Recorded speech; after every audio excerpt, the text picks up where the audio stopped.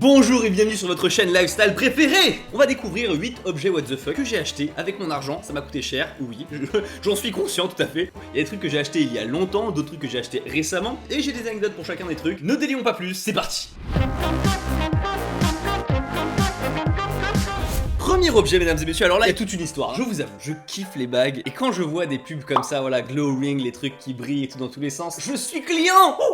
C'est moi, totalement. Vous le retrouvez encore une fois, le pigeon Louis. Quand je vois ce genre de trucs, j'ai tellement envie de les acheter. Mais je sais au fond que c'est de l'arnaque. Tu cliques sur le truc, t'es trop content, tu regardes la pub Instagram, tu dis oh putain c'est trop bien. Tu cliques, tu vois le prix, tu fais ouh.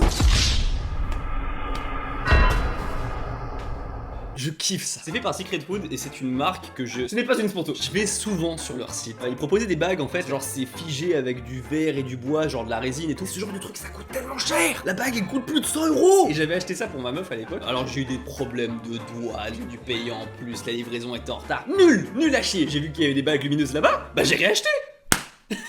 Est-ce que vous y attendiez? À ce niveau-là, tu vois ce que je veux dire? Là, j'ai provoqué l'arnaque. Quand j'ai acheté, j'étais malin. J'ai fait un screen, tu vois, de la photo parce que le site sentait un petit peu le dropshipping. J'étais un petit peu comme ça, mais est-ce que je peux pas trouver moins cher et exactement pareil ailleurs? Je fouille un peu, je fais les recherches en Google Images et je vois qu'il y a d'autres sites qui vendent exactement le même visuel. Retenez bien ça, le même visuel. Sur le site Secret Wood c'était à 50 balles et sur Amazon c'était je crois 9 €. Il y a un certain écart de prix. Et quand j'ai commandé, j'ai reçu toutes les bagues. Mesdames et messieurs, je vais d'abord vous présenter la bague que j'ai reçue sur Amazon. Là voici la bague que j'ai reçue sur Amazon et je vous avoue, quand je l'ai reçue, je me suis dit franchement, si sur Secret Wood c'est exactement la même bague, je vais avoir un seum, mais un seum colossal. D'autant plus que Louis, qu'est-ce qu'il a fait? Il a pas acheté une seule bague sur Secret Wood, il en a acheté deux. J'en ai acheté deux. J'ai envie de toutes les acheter, franchement elles brillent et tout de mille feux comme ça. Ah là, j'ai tellement envie de les acheter, c'est abominable. J'ai reçu la bague de Secret Wood. Imaginez-vous que j'ai payé un truc 50 €, et un truc comme ça qui arrive dans ma boîte aux lettres. 50 € là-dedans. Bah pourquoi pas? Et à votre avis, est-ce que le contenu était exactement le même que la bague Amazon? La bague n'était pas la même. La bague n'était pas la même. Donc ceci est un premier achat, déjà je suis heureux. Y a pas photo quand même. Amazon ici, et ici Secret Wood. Mais finalement, le plus important dans cette histoire, c'est que c'est des bagues lumineuses.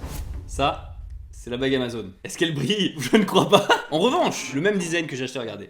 C'est pas dégueu quand même.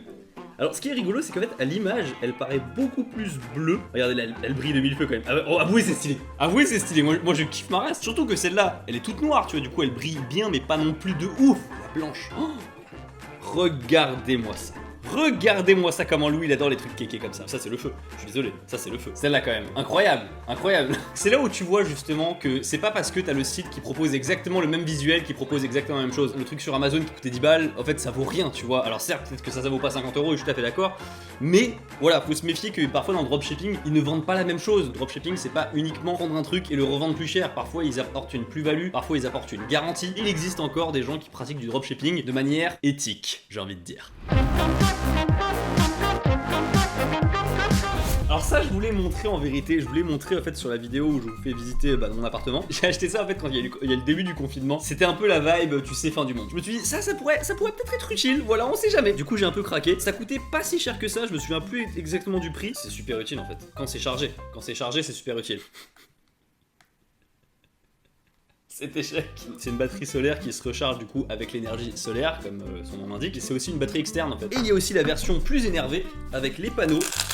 On dirait vraiment du THA ce que je fais, mais... Et en fait on m'a expliqué que ça tu l'utilises en fait quand tu fais de la randonnée par exemple. Je n'ai jamais fait de randonnée de ma vie, c'est pas grave. Tu mets derrière ton sac à dos et en fait tu peux recharger par exemple ton téléphone pendant que tu marches. Voilà, ça peut être très utile. Je suis vraiment excité de l'utiliser vraiment une première fois. Donc j'attends que l'occasion se présente. Faut savoir que ces trucs là je les ai achetés après avoir vu Tev en fait en acheter. Là l'influence est totalement présente. En cas de fin du monde clairement, ni. En parlant des panneaux solaires, en fait, faut savoir un truc. Quand j'étais vraiment tout petit, je suis allé dans les locaux de Kyocera, qui est une boîte japonaise assez connue au Japon, mais assez inconnue ici. À l'époque, c'est rigolo, ils bossaient sur plein de projets différents. Et je suis rentré dans la toute première voiture solaire du monde. Alors, il devait y avoir des performances dégueulasses, tu vois. C'est dans les années 2000, hein, quand j'avais peut-être 4 ans, 5 ans. C'était cool. Voilà, anecdote simple. Et il m'avait offert, je me souviens, une voiture solaire en miniature comme ça, qui roulait avec juste l'énergie solaire, clairement. Je l'ai perdu. Ou alors elle est cassée, je sais pas, mais je l'ai perdu. Voilà, tristesse.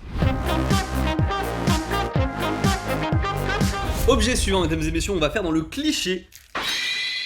Je sais ce que vous vous dites actuellement. Qu'est-ce qu'il nous fait là actuellement, Louis? J'ai appris tout seul à en faire, et tu peux faire rapidement des trucs assez stylés. Alors, pour pratiquer le nunchaku, vaut mieux avoir de la place. Franchement, j'ai clairement pas assez de place.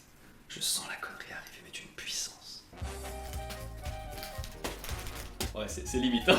c'est limite de ouf. Première chose, apprenez à arrêter votre nunchaku, sinon c'est la merde. Imaginez que ça peut faire très mal.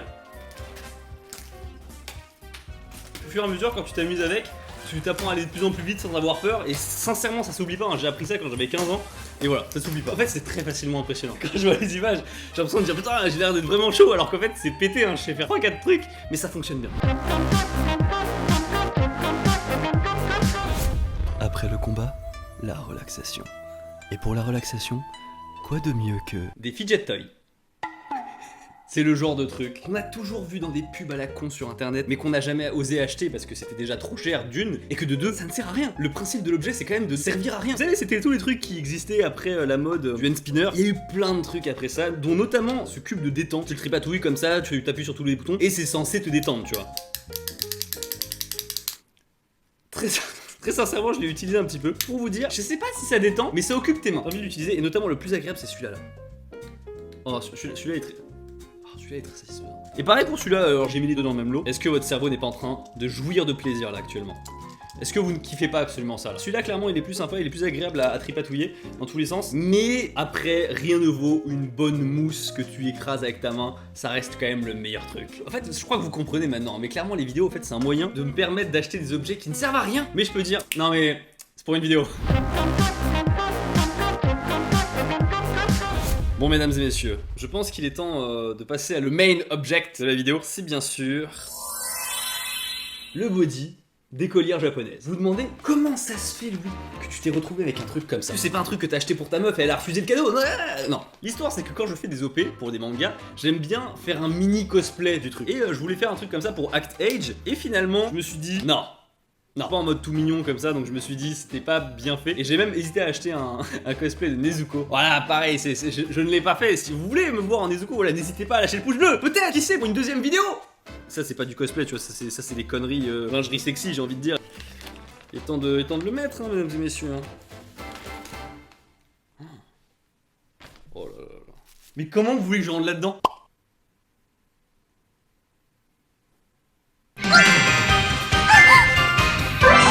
Bah écoutez, franchement, je trouve que ça me va pas trop mal. C'est juste, là, ça me sert au niveau des... Pour le prix que j'ai payé ce truc-là, ça passe en vrai. C'est quand même écrit Lovely, Cute, Sexy, donc je doute que ça soit vraiment pour un cosplay. Hein. C'est plus, à mon avis, pour offrir à ta meuf, si tu as des fantasmes divers et variés. J'avais acheté ça pour faire le partenariat avec Act Age. Finalement, peut-être que le sponsor n'aurait pas accepté, donc c'est pas plus mal. Et on va compléter cette tenue avec l'objet suivant.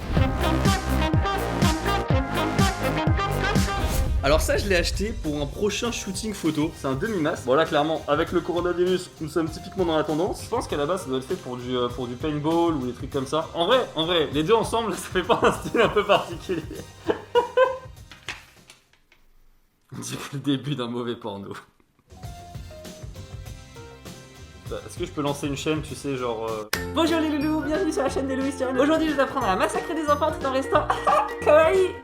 Franchement, je vous avoue, là, je suis en train de tourner cette vidéo, je ne sais plus quoi dire, là, ça part tellement en couille. Oh, je me suis changé, écoutez. Je reviens sur, en fait, cet objet-là. Je l'avais acheté pour un shooting photo Insta, et en parlant d'Insta, justement, j'ai mis quelques photos, voilà, ces photos-là, de moi étant petit, en mettant en description, ouah, mon petit frère accepte enfin qu'il soit pris en photo. Et ouais, j'ai juste trollé. Mais vous avez été tellement rigolo dans les commentaires. Il y a des gens, ils ont compris que c'était pas mon petit frère, c'était juste moi plus petit. Mais il y a des gens, ils sont vraiment tombés dans le panneau, mais tu sais, ils ont vu le piège comme ça, ils ont fait comme ça. Yeah.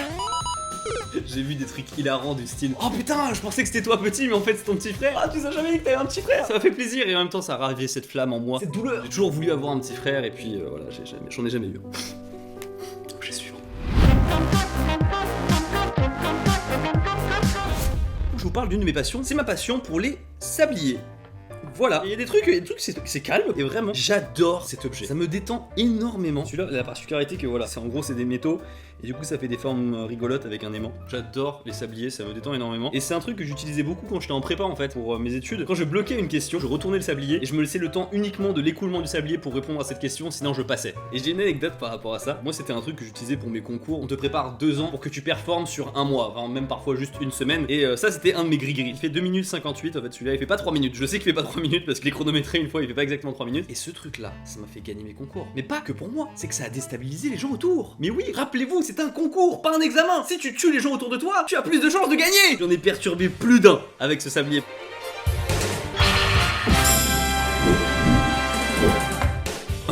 Il a utilisé la technique du sablier. Personne n'a réussi à l'invoquer en 50 ans d'existence. Tu peux l'utiliser de plein de manières différentes en fait pour vraiment réguler ton temps. Donc je l'utilisais pour les questions et je l'utilisais aussi par exemple pour prendre mes pauses. Donc clairement je retournais le truc et pam, je tapais une sieste et je tapais une vraie sieste. Ça perturbait tout le monde. Sur un examen de 4 heures, tu perds 3 minutes, c'est rien. Vaut mieux te reposer 3 minutes et repartir plus frais que t'épuiser sur un truc, c'est nul. Voilà. En tout cas, c'est ma façon de travailler.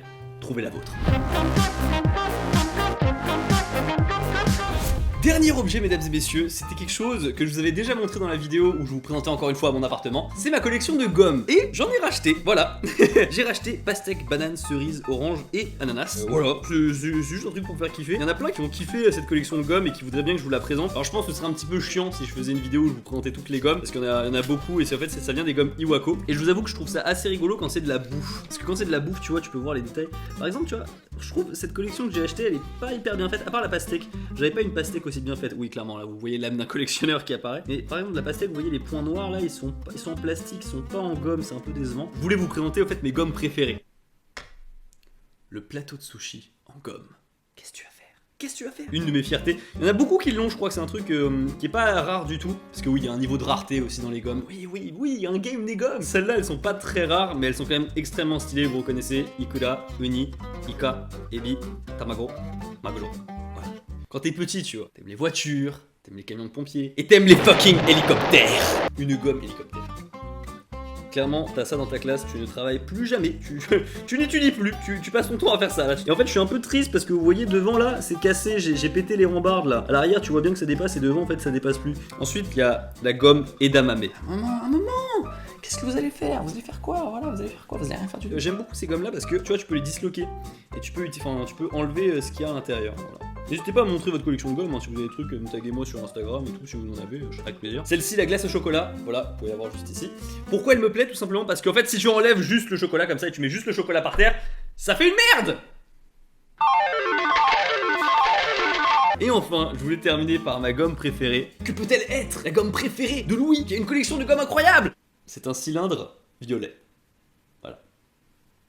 Alors pourquoi vous dites que c'est ma gomme préférée? En fait il y a une histoire derrière cette gomme. Cette gomme elle m'a été offerte par la maîtresse qui m'a appris le japonais et avec qui je n'ai plus de contact d'ailleurs. Et vraiment elle a été extrêmement patiente avec moi, elle a vraiment inculqué le japonais à sa manière, c'était très adorable. Et c'est en fait un peu le seul souvenir que j'ai d'elle, hein, cette gomme là, parce que c'est elle qui me l'a offerte. Et je me souviens qu'elle avait une boîte, je cherche cette boîte d'ailleurs si vous l'avez. C'est une boîte, il y avait plein de cylindres comme ça de toutes les couleurs et en fait il y avait des gommes de toutes les couleurs. Il y avait un dégradé de couleurs et elle m'a dit de choisir une des gommes qui me plaisait. J'ai choisi du coup la violette qui est ma couleur préférée. Voilà, j'ai pas grand chose à dire d'autre, mais c'est ça un peu toujours émotif quand j'en parle. Voilà.